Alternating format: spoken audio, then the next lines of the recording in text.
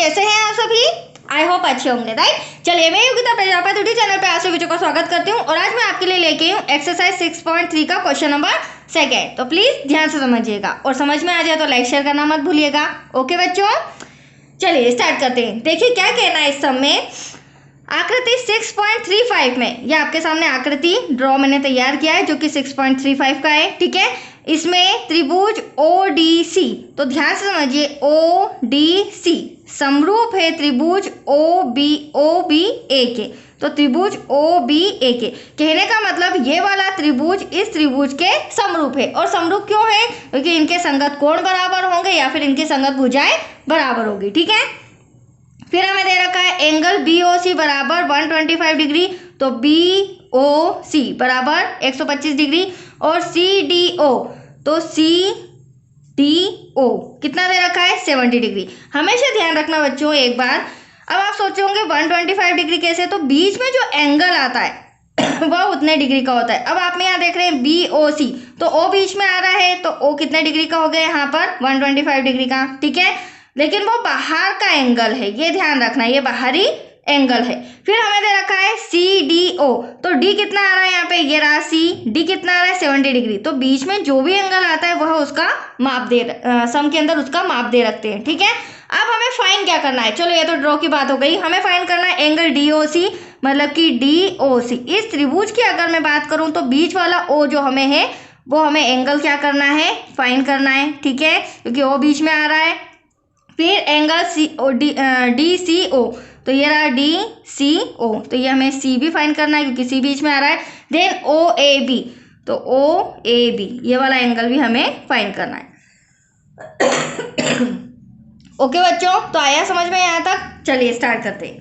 अब देखिए सबसे पहले हम क्या फाइन करेंगे, आप ड्रॉ के अंदर देख रहे हैं O, क्योंकि जैसे ही हमारे पास O आ जाएगा तो देखो त्रिभुज के तीनों कोणों का योग कितना होता है 180 डिग्री, 70 डिग्री हमें दे रखा है, दूसरा एंगल भी आ जाएगा, तो तीसरा एंगल निकालना हमारे लिए इजी हो जाएगा। तो हम क्या करेंगे, एंगल DOC प्लस से एंगल COB बराबर कितना लेंगे 180 डिग्री। अब आप सोचोगे मैडम 180 डिग्री कैसे, तो देखिए कोई भी सरल रेखा ऑलवेज हमेशा कितने डिग्री की होती है बच्चों, 180 डिग्री की होती है, ठीक है। ये एक सरल रेखा हो गई 180 डिग्री की। अगर इसमें मैं इस तरह से एक रेखा खींच देती हूँ, ठीक है, और वो रेखा कितने डिग्री की यहाँ पर हो जाएगी 125। मतलब कहने का मतलब ये है कि एक त्रिभुज तो आपका ये हो गया और दूसरा त्रिभुज ये हो गया, तो हम क्या करेंगे टोटल 180 में से 125 को माइनस करेंगे, तो ये जो बीच वाला एंगल है ये आपका आंसर आ जाएगा। देखिए अगर ऐसे ना समझ में आ रहा तो आप यहाँ भी देख सकते हैं, मैंने एक और ड्रॉ तैयार करके रखा है।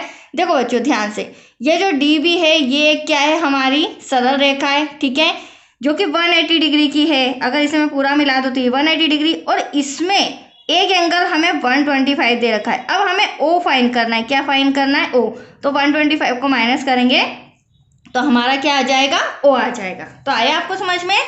चलिए इसे बोलते हैं रेखिक युग्म। क्या बोलते हैं बच्चों, रेखिक युग्म में। अब देखिए रेखिक युग्म में हम ले लेते हैं angle DOC plus angle COB। I hope अब आपको समझ में आया होगा कि हम इसे 180 डिग्री क्यों ले रहे हैं, ठीक है। तो DOC तो एटलीस्ट हमें फाइन करना है, राइट बच्चों। COB हमें दे रखा है 125 डिग्री इक्वल्स टू 180।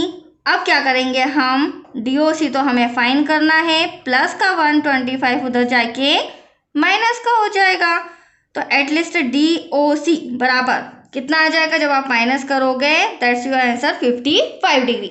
मतलब कि O हमारा आ गया है 55 डिग्री। अब हम क्या करेंगे, हमें C भी फाइन करना है, DCO हमें क्या कहा गया है, सेकंड कंडीशन, आप DCO फाइन करो, तो हमारे पास D आ गया है, O आ गया है। अब हम C फाइन कर लेते हैं, तो यहाँ पर लेंगे हम त्रिभुज, कौन सा लेंगे, DOC में, ठीक है।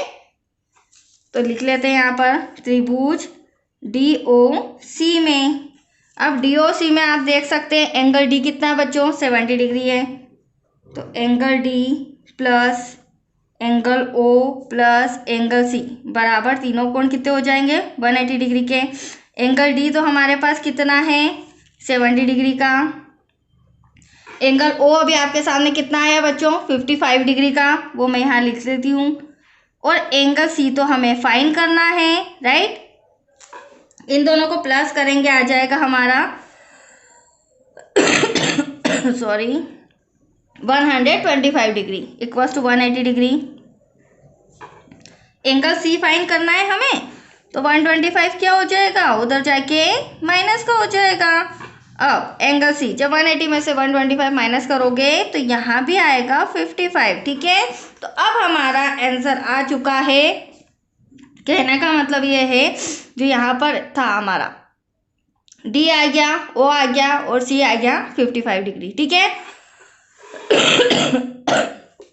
अब हमें क्वेश्चन में क्या कहा गया है, एंगल ओ ए बी, मतलब कि हमें ये वाला एंगल ए फाइंड करना है, ठीक है। तो आप ड्रॉ में देख सकते हैं ये वाला एंगल फाइंड करना है। तो देखो बच्चों, हमने छोटी क्लासेस में भी पढ़ा है, अगर आपको कंफ्यूजन हो तो देखो अब मैं क्या करूँगी, ये जो इस तरह की रेखा जा रही है, ये इस तरह की रेखा और यहाँ पर मिल रही है, ठीक है। आपको अगर ऐसे ना समझ में आ रहा हो तो इस तरह से, इसे बोलते हैं एकांतर कोण। जो जेड बना हुआ है इसे क्या बोलते हैं, एकांतर कोण, मतलब एक ही रेखा पर बने हुए कोण। तो यहाँ देख रहे हैं आप, सी कितना आया था हमारा 55 डिग्री, ये हमारा सी है। ए फाइंड करना है तो एटलीस्ट ये भी क्या होगा हमारा 55 डिग्री, क्योंकि इसे क्या बोलते हैं हम, एकांतर कोण। तो यहाँ पर मैं लिख सकती हूँ